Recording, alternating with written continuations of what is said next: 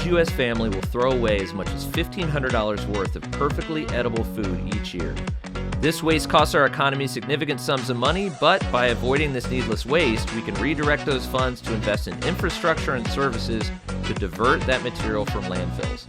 Since 2014, Rust Belt Riders has made it their mission to feed people, not landfills. The worker-owned social enterprise seeks to reframe waste streams as inputs to a circular and just economic model, aiming to actively combat the global climate crisis, improve regional food security, and create place-based dignified jobs, all while building adaptive 21st century infrastructure.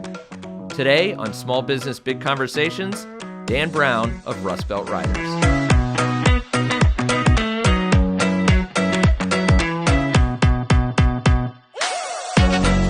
Dan, welcome to Small Business Big Conversations. It's a pleasure to have you. Thanks for having me. This is great. So I want to get right into it because I am completely fascinated by what you guys are doing. All of it is the business model alone, the science of what you're doing, everything else. It's so cool. It's a true Cleveland thing, which I think is really awesome too. Let's start at the beginning.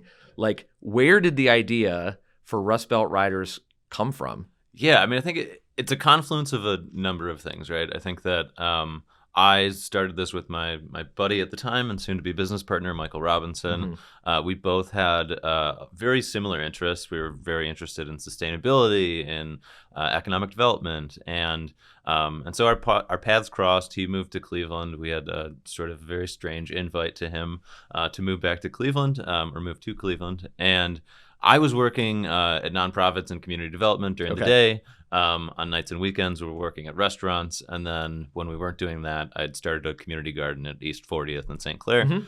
And so Rust Belt Riders emerged as sort of like the confluence of those sort of three very distinct and dissimilar worlds that we wanted to tie together. So we saw that there was a need for local place-based jobs around this sort of green economy. I think there was a lot of conversations around what like local food and urban farming could do, but I didn't grow up as a farmer. I don't have a particularly green thumb.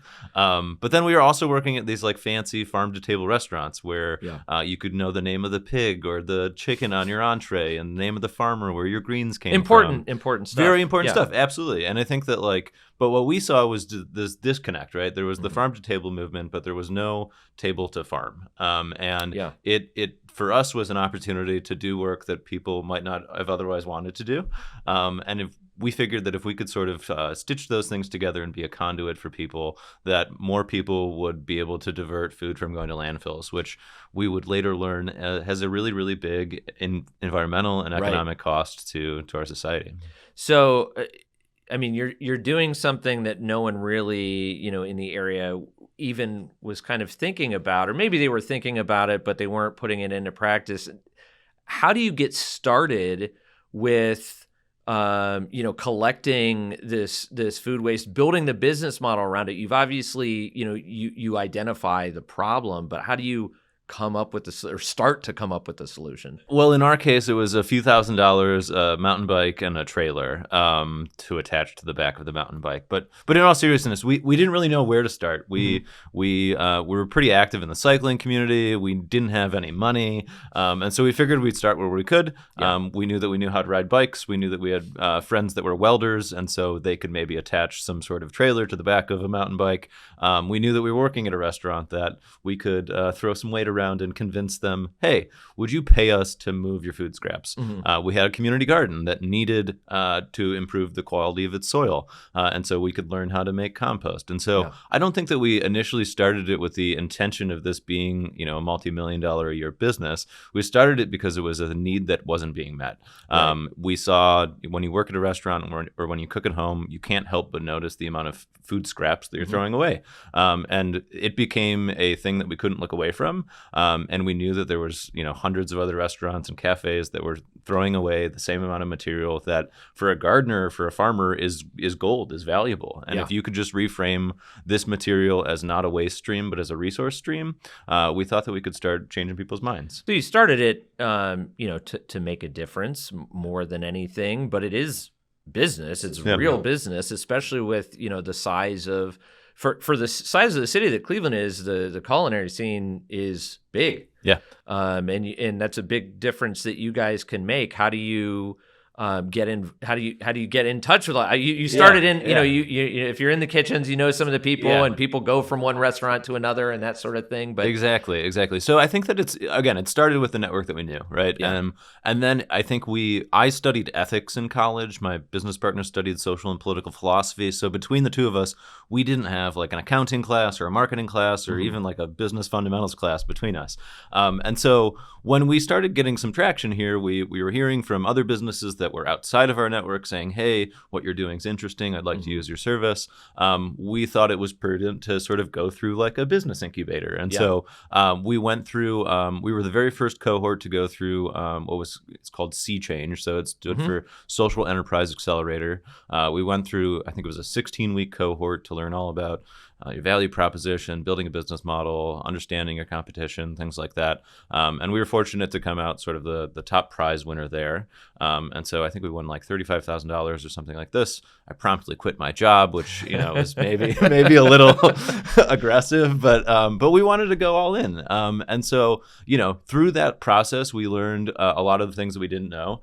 We learned how to better market and position ourselves, what our value proposition was. We had to build out infrastructure and network along the way. And so I think that for us, like the key to success for us has always been like the relationships and connections and community that we're building together, because nobody does this alone. And it's those relationships that were foundational then, are today. And you sort of like build off the shoulders of the people that come before you. And so you go through a business incubator, and your business has this element of social enterprise, and so I imagine there's a lot of parallels there in just creating a traditional small business. But are there hurdles too that are different that you guys are facing, especially dealing with food or I mean, regulations around that or anything? Absolutely. I mean, I think that Michael is very quick to point out that what oftentimes looks like the hard way is often the right way.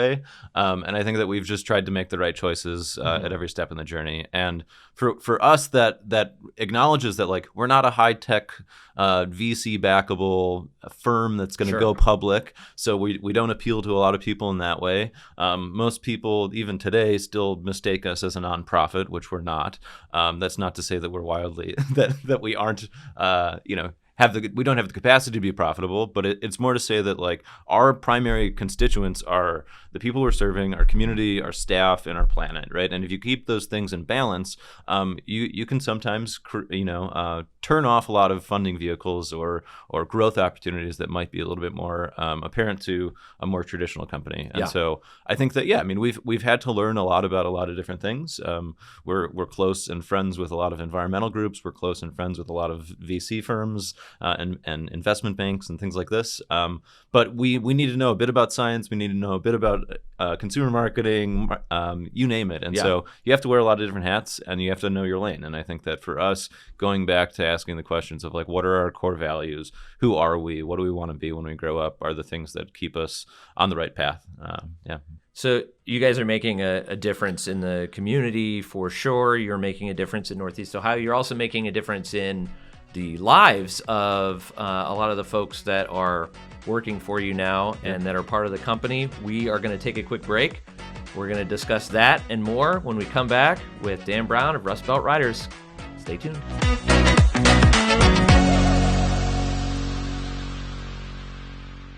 My name is Valerie Mayen, and my business is the Yellow Cake Shop Clothing Company. We have been operational since 2009, and I really didn't see some real actual growth until I started working with Jumpstart. When I learned how to actually keep track of my expenses and set actual goals, I was able to discover so much more that I was capable of that I didn't realize. Jumpstart provides capital, services, and connections to help entrepreneurs grow.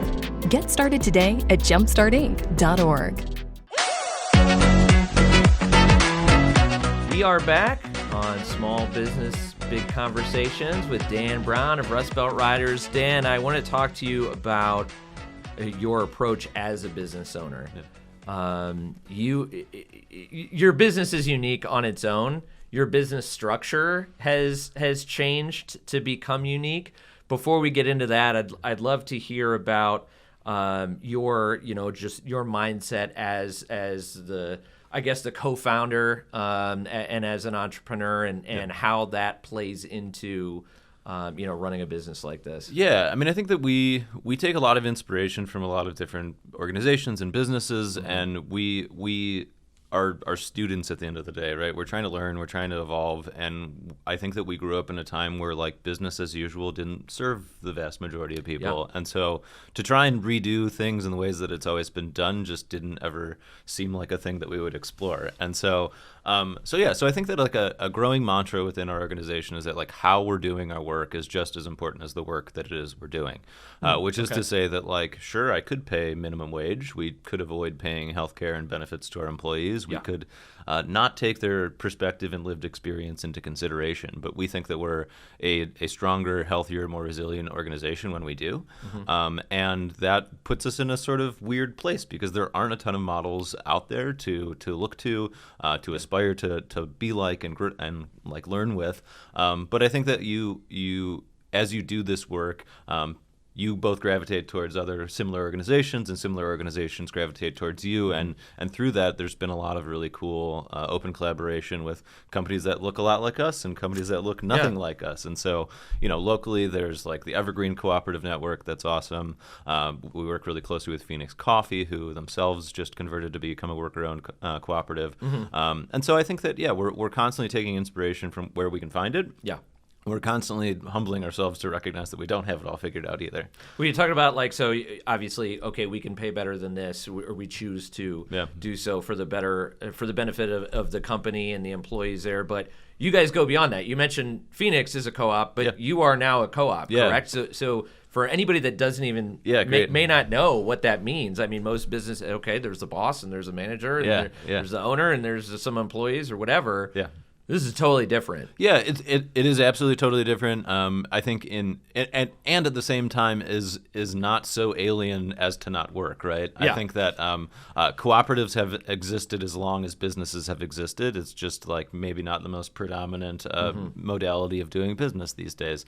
And so, an advisor of us once said that if you know one co-op, you know one co-op, which is to say that there are a million different flavors of co-ops. And so our particular iteration of what a co-op means and looks like is that we do a lot of things in a very transparent way. We make decisions through consensus rather than through top-down sort of leadership. That isn't to say that like there isn't leadership, but we believe that the masses or the collective contains more wisdom than any one individual. And so we do a number of things, right? So we have open meetings, we have open bookkeeping and accounting.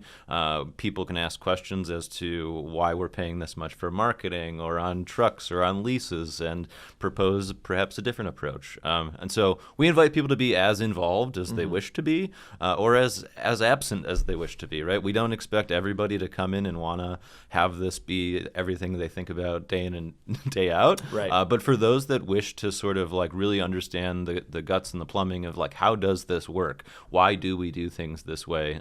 We believe that we're stronger when we're transparent. I have to imagine that creates a really strong sense of loyalty. Yeah. I have no idea what your books look like, but I bet your turnover is pretty low when people are bought in to that extent. Our turnover is very low, and I think that it's sort of been funny is the wrong way to put it, but I think that it's been heartening to see that our business model and our culture, because we've invested so heavily in that, has been paying dividends lately, right? I mean, I think that you hear a lot of talk about nobody wants to work and I can't hire anybody. That has not been the case for us. We recently put out a position for a commercial hauler and for a bookkeeper, and within just a matter of a few days, we had a few hundred applicants, right? We get constantly solicited with resumes and of people with varying backgrounds that want to be involved in the work that we're doing, not because we pay the highest wage or because we do the easiest work. We certainly don't do either of those things, though we're trying.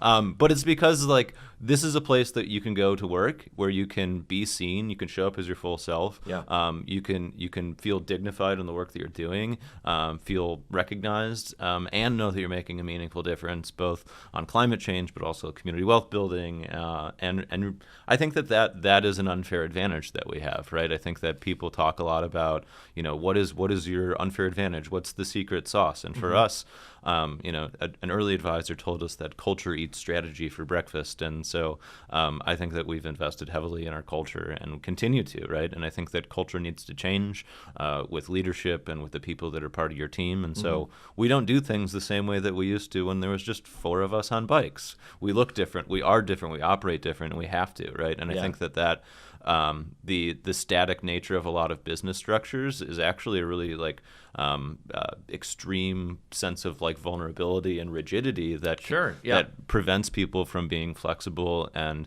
weathering these uncertain times that we are in the midst of, right? What are some other things that you guys do from a culture perspective? I mean, you're getting resumes, you've made garbage cool, essentially, but how do you get people to buy into enjoying their work when they're hauling and processing food waste and turning things into compost and that sort of thing? Yeah, so I think we do a number of things, right? So I mentioned these sort of open meetings. We do quarterly all team meetings to make sure that everybody has a chance to interact with each other. We're a team of about 30 now, so it's kind of bizarre, but not everybody always knows each other, and because haulers are hauling and accountants are accounting, the worlds don't always have time to overlap. And so I think that the all team meetings are certainly opportunities for the commercial hauling department to understand what the residential hauling department is doing, to understand what the soil production team is doing, and how we are all inextricably linked to each other, right? We don't have soil if we don't have food scraps, and if we don't have food scraps that are being invoiced, well then the engine stops running. And so I think that we, from a cultural standpoint, encourage everybody to really think in systems, right? I think that often when you go to work, you're like, this is your duty, put on your blinders, don't concern yourself with everything else. And I think that we're actively inviting that sort of curiosity. I'd also say that we just did sort of an audit, and the average person at Rust Belt is working in 2.5 departments. So it's not to say that our commercial haulers are for 40 hours a week driving box trucks. They could be driving box trucks one day, making soil on another day, and on another day helping with our marketing. And so I think that diversity of workflow both helps to ensure safety, it keeps your mind sharp, it helps you to better understand the ins and outs of the network that we're creating. And then I think lastly, and maybe most importantly, is at least once a year we do a whole team retreat. To set a 1-year, 3-year, 5-year, and 10-year vision statement. And it kind of sounds woo-woo sometimes, but I think that if you don't have a sense of what your North Star is, of where you're going, the day-to-day doesn't make a ton of sense. It needs to be in a context of when we're successful, what will the world look like? What will our community look like? What will my contribution to that be? So that you can bring that in when you're picking up a container of food scraps that weighs 300 pounds and has to drive it around for a few hours, right? It's certainly hard, physically taxing, difficult work that requires being agile and quick. But if you sort of take your eye off the ball as to why am I doing this? The whole system I think falls apart. I that's inspiring. I will also say that Invoiced Food Scraps was my punk band in high school. That's great. So, there's a saying about parenting that the days are long but the years are short. And I feel like in running a business as an entrepreneur, it's the business is kind of like your kid. And if you lose sight, to your point, if you lose sight of that big picture, it can go by really fast and it can get out of hand. And that's really interesting in the way that you guys are approaching that. I want to talk about sustainability, really kind of my last big question for you, because you're in the business of sustainability. What you guys do you're completing that circle in many ways. I'm interested in how you plan to stay sustainable as a business model. The more that you grow, the more stuff that you're hauling around, the more trucks are on the road and that sort of thing. So how do you balance the scales there? Yeah, I mean, I think that we see ourselves as really a place-based organization, right? I think that the work that we're doing contains within it services, right? So we work with businesses and organizations to pick up their food scraps. We also work with residents through our community drop-off program, as well as our home pickup service. And that's a very geographically bound space, right? Sure. We focus primarily on Cuyahoga County, but then the fruits of, like, pun intended, the fruits of those labors is our product line, which is Tilth Soil. And so Tilth represents a opportunity to earn revenue, additional revenue, create a value-added product to a group of stakeholders that aren't necessarily, the line cooks and the home cooks that we work with to pick up their food scraps. It's the farmers that are growing the food that we will eventually eat. It's the nurseries that are growing the plants that are going to go into the sewer district's bioswales to filter water. And so thinking about that sort of like prairie-urban, prairie connection is really how we're thinking about this. We also have become part of this amazing community of other community composters. So we are like the elder statesmen in this strange subset of the economy, which is community composting. And so annually, we help to convene around 80 to 90 different community composters from across the country. And when we think about growth, right, you need to know when is too much. And I think that a lot of what our business is trying to do is to confront that, like, we've been on this exponential, endless growth on a finite planet for kind of way too long, and it's created a lot of problems. And so when we think about growth, for us, it's actually taking a product like Tilth and using that as the conduit to connect what are currently sort of disaggregated, disjointed community composting efforts across the country. So I can imagine in the future that we can create sort of like a federation of community composters across the United States whose through line is this product called Tilth, right? And so now we could sell into the Home Depots, the Lowe's of the world, without ourselves needing to take over the world, but instead to empower and to teach our peers across the country, here's how we did it, here were the mistakes we made, here's what you can avoid and what we can learn from. And when we do that, that will allow us new revenue that can electrify our fleet, to get solar panels, to be,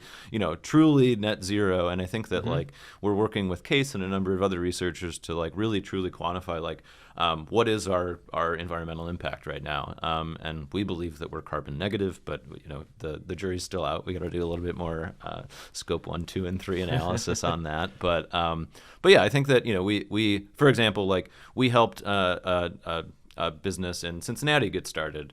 We helped a business in Akron get started, and we are successful because of the community that we have, because of the network that we have, and our secret sauce is those relationships, right? So the thought that I could just go to Columbus and experience similar success just seems ridiculous, right? I'm sure there's a group of young weirdos just like us in Columbus that might want some guidance or are already doing this work, and our perspective can help them avoid a lot of the headbanging that we've endured for the past So it's decade. obviously a repeatable business model, Absolutely. but you guys aren't going to those other places and doing that. You mentioned at the beginning a weird invite to come to Cleveland. Like, why Cleveland? What about this city drives you and moves you forward, and why are you and everybody at Rust Belt particularly invested in Cleveland? Yeah, I mean, I think that there's a number of unique assets that Cleveland has from its geography, its proximity to fresh water, its proximity to farmland, that makes like this area so special, right? I think about what we're doing, and we've got peers in Chicago, in New York, in LA, and they are envious of our proximity to all sorts of resources, to land, to a really like vibrant food scene, a really like engaged consumer base that is like ravenously supportive of our work. I think we've got some of the most like diehard supporters in our clients, and it's truly inspiring. And I think that the thing that we've always been really trying to tap into is I think that like the narrative around the Rust Belt has been sort of doom and gloom. Like you get kind of bummed out thinking about the industry that is left. And I think that what we're trying to do is like I get so much joy when people like, I love Rust Belt. I love Rust Belt. Use it speaking about our company, right? But like we're truly trying to sort of like reframe what the connotations with this region, the Great Lakes region, are, because I think that we're a hotbed for innovations in regenerative agriculture, in carbon capture, in battery storage, and that's the narrative that we want to be telling. And when we can become sort of a national training hub and linkage and provide thought leadership to other community composters, they're looking to Cleveland as the place to like learn from the best of the best. And I think that we're only as successful as sort of the network that we have and the relationships that we have. And so we couldn't be doing this work anywhere else. That's awesome. That's awesome. We are going to take a short break. We'll be back with our Fast Five, our lightning round with Dan Brown from Rust Belt Riders here in Cleveland, the best place in the world. We'll be right back.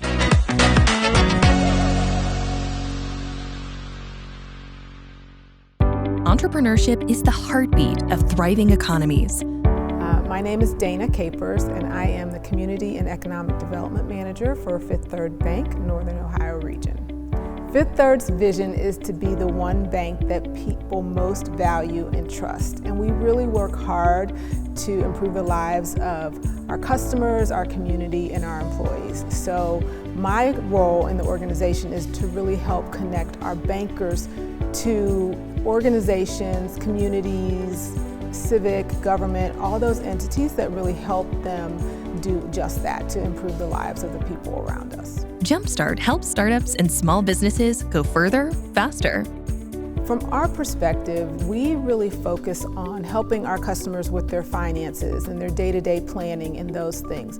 When we collaborate with an organization such as Jumpstart, who can then come in with the hands-on guidance and resources and collaborative efforts to really take them to the next level or provide the things that perhaps are not in our lane, but we can count on a community partner to give those things, that really makes the business better and really is our way of helping and giving back to the customer.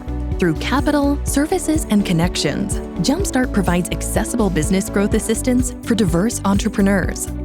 Being able to come in and assess the current situation, assess the needs, to collaborate with other partners, because that's really an important part of making it work in any community.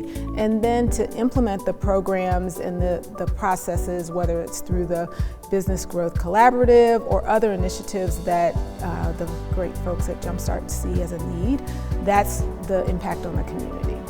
Together, we have the power to make a real difference in our community. Learn more about how you can support our mission at support.jumpstartinc.org.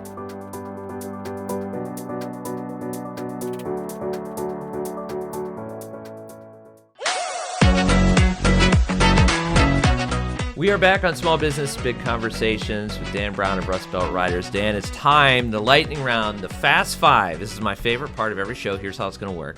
I'm going to give you 6 questions. You have to answer 5 of them. That's non-negotiable. Okay. If you answer all 6, you win a prize. Oh, wow.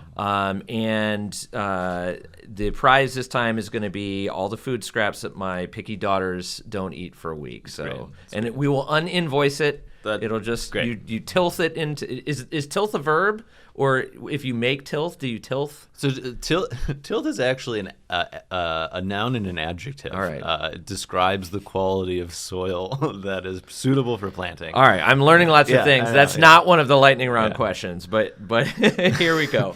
Describe entrepreneurship in 1 to 3 words. Ooh. Describe entrepreneurship in 1 to 3 words. Challenging, rewarding. I'll That's stick 2. with challenging and that rewarding. Counts. Yeah. You get a point on the board for that one. Yeah. Who's the most unexpected person to ever give you great advice? Ooh, unexpected person to give me great advice. Oh man, these are good questions. I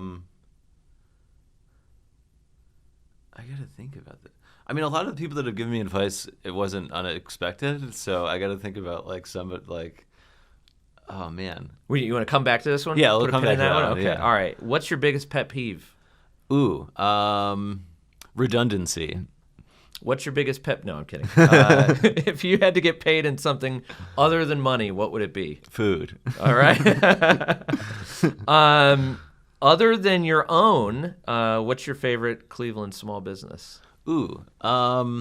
I have so many favorite small businesses in Cleveland. Can I name a few? Yeah, go for it. Yeah. Rebuilders Exchange, I think, is doing awesome work.